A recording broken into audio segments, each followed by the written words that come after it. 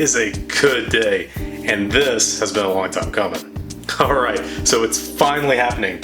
I'm building the VQ35 all the way from the ground up and making this thing into the performer I really want it to be. So for those of you who don't know, I'm building this VQ35 to be a really strong and reliable engine to go into that 1978 Datsun 280Z. To clarify up front, this is a VQ35 DE, and before I see a bunch of comments asking why I went with a DE instead of an HR, well, the reason is I'm really buying into the VQ35 architecture.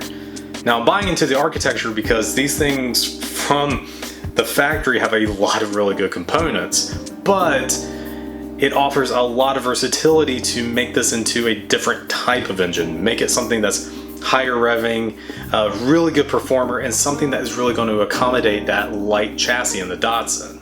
As a result, even buying into this, I knew a lot of the stock components weren't going to stay. And since none of those components were really going to stay, it didn't make sense for me to pay more to get an HR. The DE is a really good foundation, even if you're looking to just get something to, run stock in a Datsun, or really any other engine swap you want to do. They're incredibly versatile. They're in a ton of different cars between Nissan and Infiniti, which means parts are pretty readily available.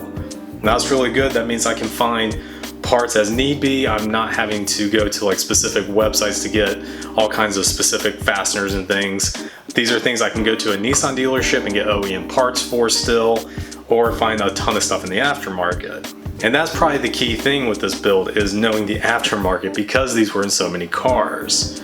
So before I start jumping into all the upgraded parts I want to throw in this thing, I want to talk about all the work that kind of went into getting this to a really good solid foundation and a good starting point to actually build from. Now, from the teardown video, I was taking note of every part that came out of this, if things were damaged or not, and I did get this engine from a salvaged 350Z that had been wrecked. Now when I got it, I did take note of a few things that were damaged, like this front timing cover had completely cracked and was torn away, and this engine mount had a big crack in it basically. Now I've had that welded up, and the guy who did it, I did make sure that it didn't, any of the heat dispersion didn't mess with any of these cooling jackets around the cylinders themselves, and didn't interfere with anything else that may be a problem down the road. So with this welded up, I bought a new used timing cover, so that will come on here a bit later. All of this was kind of fixed from its initial wreck. So next I wanted to look more into the cylinders, and when I tore this thing down, I didn't notice any ring ridge on the cylinders, but once I got a dial bore indicator into this, it was pretty clear that the middle of all the cylinders had been more worn than the top or the bottom. Now that's kind of to be expected considering the life that this had previously, but that did mean that I was going to need a bore on all these cylinders. Now that really wasn't too much of a problem considering I was planning to go to a forged piston anyway, but that just meant that when I was ordering pistons, I needed to make sure I got the overbore to make up that difference. So what I ended up going with were these Wiseco forged pistons. Now these things are really, really nice, and they actually upped the compression in this thing from 8.8 to 1 to 11 to 1. Now to go with those, I also threw in these Brian Crowder connecting rods, and you can see that these things are a lot more beefy than the stock ones that come in a VQ35. So after the cylinders were bored and honed, I wanted to also make sure that I had decking done here on the top to provide a really good foundation and starting point for when I get to the cylinder heads that will be coming up in the next video. Now to tie that piston and rod setup, I'm using ACL race bearings in this whole thing. Everything from the crank journals to the connecting rods to even the thrust washer in this. And to tie all of that together, I'm using ARP fasteners to basically bolt everything down. And to go along with all those awesome parts, I'm throwing in a billet aluminum girdle in this thing, which should definitely help give it some more rigidity. And I'm putting in a Greddy lower oil pan, which has internal baffles to help with oil starvation. I do plan on tracking this car pretty hard, and I definitely want to give some insurance to all these parts to make sure it doesn't go into any type of oil starvation and start eating itself. Now all these parts are pretty readily available in the aftermarket. I'm getting these from CZ Performance. I'll leave a link down in the description so you can find all these things if you're looking to build an engine like this. But yeah, there's a ton of different options for a VQ35. This is just the one I want to go with because I think it best fits the car and the type of drivability I want out of it. So with that, in this video, I'm going to be throwing in all these really cool parts. bolting all of this together and getting it into a really good bottom end. And then we can look forward to all the other goodies I want to bolt into this to make this thing an absolute mad little monster. So with that, let's get to it.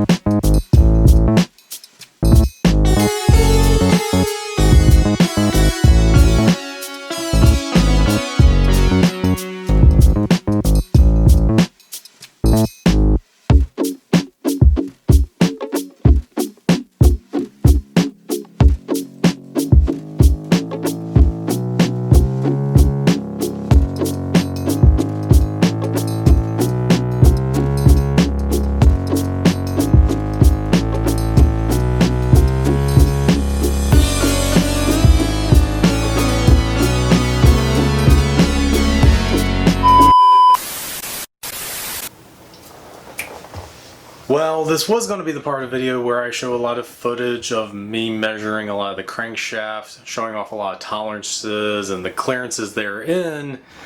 However, I lost all that footage.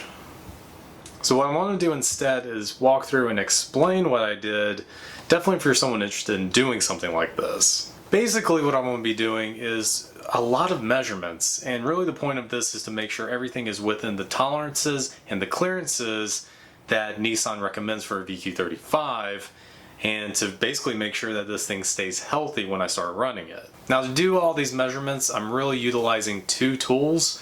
So if you're looking to do this, definitely invest in a dial bore indicator, and really you should invest in a micrometer. However, at the time I was doing this, I was using digital calipers. Really, you should be using a micrometer as they're more specific and more precise with the measurement. I just didn't have those at really my capacity at this time of build. So to basically walk through what you're doing, you're basically measuring the journals on the crankshaft and you're comparing that to the measurement that you get with the bearings in the block itself. And what you want to account for is the spacing and the clearance between those two. Now, for those of you who don't know, a crankshaft never really touches these bearings. Basically, a crankshaft is always suspended in these positions by oil that's between those bearings and the crankshaft journals, and that is what that little bit of tolerance is that we're measuring for, is to make sure that that ability to keep oil in there is not either too tight or too broad to where this thing can encounter damage. Now, in order to do these measurements, first thing you do is you take a micrometer, and what you're measuring is the main journals on the crankshaft itself. Now, once you get that reading, you lock that measurement in place, and then you take your dial bore indicator and put it in the micrometer and set that to 0. Now you have a really good reference point for when you take that dial bore indicator into the block itself when you're measuring the bearings. Now, what you'll be looking for when you start measuring the bearings in the block is whether your indicator is showing below the measurement, at the measurement, or above the measurement. Now basically what those things show is this, measurement going to be too tight or is it too loose? And that's really what you want to account for in doing all these measurements themselves. Now the main journal bearing clearances in a stock VQ35 are between 0.035 millimeter and 0.045 millimeter, with an upward limit of 0.065. Now these are the measurements that are indicated by Nissan for the VQ35, and these are the measurements that I'm adhering to when doing this build. Now if you're also looking to do this for the connecting rods, the same science applies. You do the same exact steps where first you're taking that micrometer and you're measuring the connecting rod journals on the crankshaft, locking that measurement into place, and then bringing your dial bore indicator to it to set it to 0. What you then do is take your dial bore indicator that's set to 0, take it over to your connecting rods, which you have mated up with the bearings in them, and then you're doing your measurement in there to make sure you're within those tolerances. Now the stock VQ35 clearances for the connecting rods are between 0.039 millimeter and 0.059 millimeter, with an upward limit at 0.070 millimeter. Now one of the things I should indicate here specific to my build was when I was first doing this, I took both my crankshaft and the block itself to have machining done. And when I took the crankshaft, I asked for them to do really two things.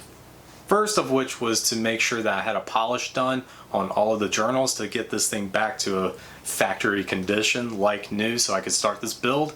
The other thing I indicated was for them to check all of the journals for something that's called out of round. Now what that means is they go in with a dial bore indicator and basically just check to make sure that all of the journals are really adequately round all the way and don't have any high or low spots. Now this is something you can do at home with a dial bore indicator, but what you want to make sure and to account for is that at no point in the previous life of this engine or the crankshaft that there were any wear spots on the crankshaft journals. So basically what they measured for was to make sure that there were no high spots or low spots where wear was potential, because one thing I don't want is for one of those low spots to encounter some type of resistance on the bearing, either wearing it out or run the potential to spin a bearing when this is running. So there are some other things to account for. I definitely think it's worth the money to take these parts to a machine shop, have an expert overlook a lot of this, but a lot of these other things as far as measurements and checking for tolerances, you can do at home with a few specialty tools. One more thing before I forget and how I did all of this.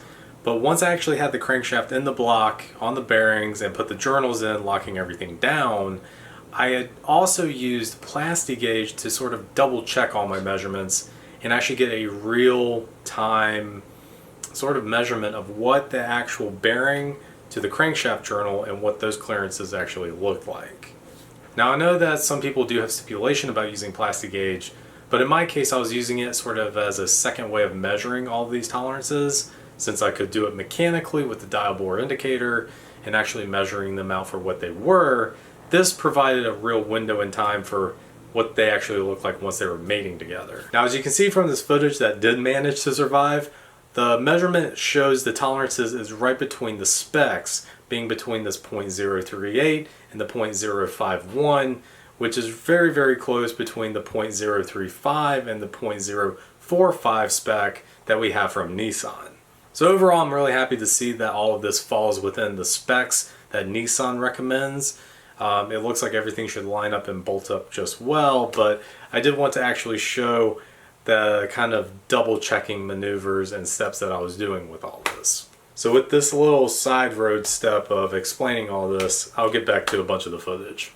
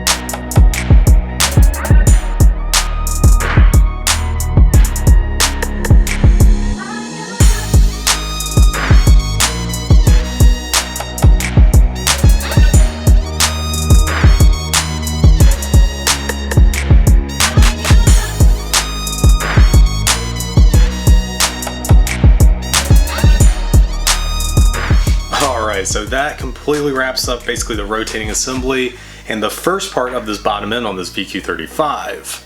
Now I'm going to go ahead and cut this video here, otherwise this stuff is going to be way too long, I think, to be consumed in one video.